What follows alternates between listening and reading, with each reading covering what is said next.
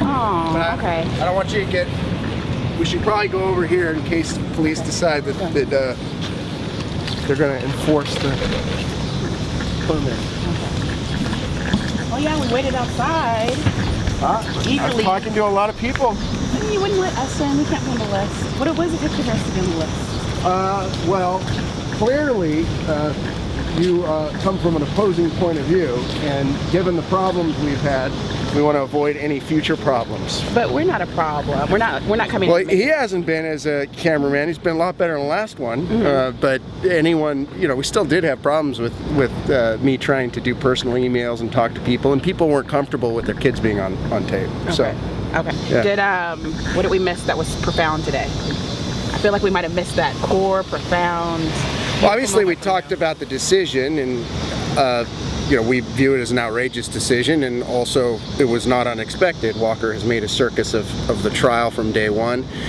But the fact that the Supreme Court has already ruled on his attempt to broadcast the trial and said that he was essentially changing the rules in the middle of the game, I think, the court knows what he's done, and the breadth of the ruling is itself, I think, going to lead it to be overturned, either by, the panel in the Ninth Circuit or in the Supreme Court. But if it's not overturned, we clearly are going to support a U.S. constitutional amendment defining marriage as the union of a man and a woman. And I think a lot of the groups that were opposed to, all of the major same-sex marriage groups that were initially opposed to the lawsuit, I think they were right. I think that this is a big mistake. As Dale Carpenter, who supports same-sex marriage, just said, this was a major gamble.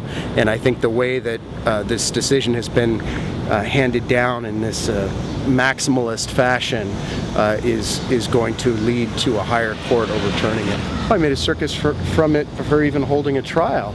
Any lawyer that has looked at trials like this is a matter of fact and legal precedent. There was no reason to have a trial. The only reason to have a trial was to try and undermine and essentially target supporters of Proposition 8, try and make them look stupid or whatever else he was going to do by trying to get internal campaign documents. Even the Ninth Circuit had to step in and say, no, you can't do this.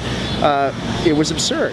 So from holding the trial to attempting to live broadcast it to attempting to infringe on the First Amendment rights of the campaign to keep their internal emails private, to the questions asked, to the final ruling, it's been outrageous. And I think that this is not lost on saner heads in higher courts. Right.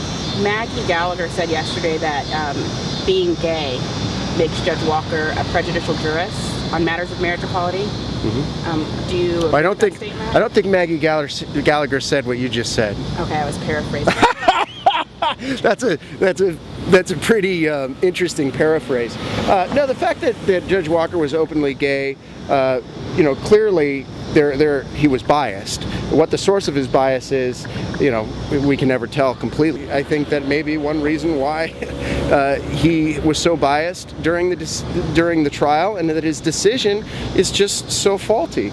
His decision essentially says exactly what we've been arguing at all these rallies, that the supporters of same-sex marriage, many of them, not all of them, equate our position with bigotry and discrimination. Well, he just wrote that wrote that into the law. Yeah, because it would seem the logical follow would be that then all heterosexual jurists would be biased and should be removed from the case. So that means we couldn't even have a Ninth Circuit opinion or a Supreme Court opinion.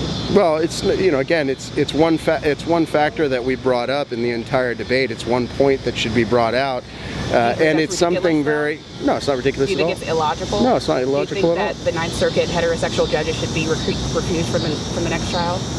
No, that makes no sense. A heterosexual judge wouldn't be judging on whether he's a suspect class or not. Judge Walker was. But he'll be judging on others being a suspect class, and whether marriage should be between one man and one woman. Look, so wouldn't he be biased? Anyone that looks at this decision is going to be interested in the fact that a judge just for the first time in U.S. history ruled that he himself was a member of essentially a suspect class, and that equal protection and due process arguments mean that same-sex couples can redefine marriage.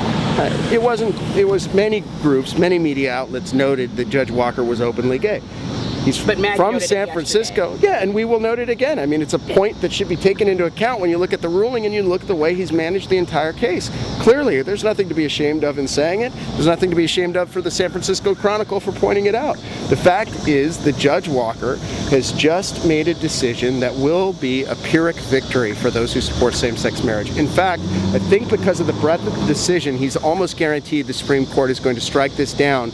And ultimately, while this debate was playing out in the states, he's just short-circuited that entire process. He's overridden the will of the people, essentially. No, he's short-circuited even the federalist process by which each state could decide marriage. And now what you're going to have most likely is the federal government stepping in and, in my view, most likely setting a precedent that will be much more powerful in overturning same-sex marriage than if you hadn't had this case at all. I mean, the way he managed the trial shows where he was coming from. And you say there are only 2 witnesses. Well, why were there only 2 witnesses? Because from the beginning, Walker wanted to broadcast this live, and a lot of people have positions in academia or in universities. Do they want to be broadcast live and targeted? Whether or not they were broadcast live, if they were to testify, they would be a part of the public record. It's a big difference. Do you know of any experts who were willing to testify before Judge Walker's decision to allow cameras who decided then again not to testify?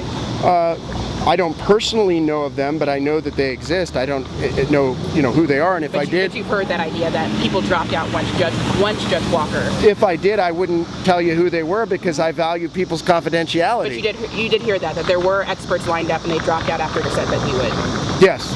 Okay. I learned an interesting fact, and I know you guys don't like to talk about Loving v. Virginia because you don't think it's relevant. No, it's not relevant. Right. One of the interesting facts I learned recently is that at the time that Loving was decided, 70 to 80% of the American public polled was actually against the idea of interracial marriage. And so at that time, what polling are you basing that on? At that point, I think it's well documented that the court was really. No, I don't think. I think if you look at the North and the movement, especially in northern states, towards more support for respect for basic truths about human dignity and race, I think that's probably wrong. 70%. I don't know how you'd get the polling, but even if it was the case, this is where your logic falls down. Race and sexual orientation are not the same thing. Laws banning interracial marriage were about keeping the races apart. Marriage is about bringing the sexes together.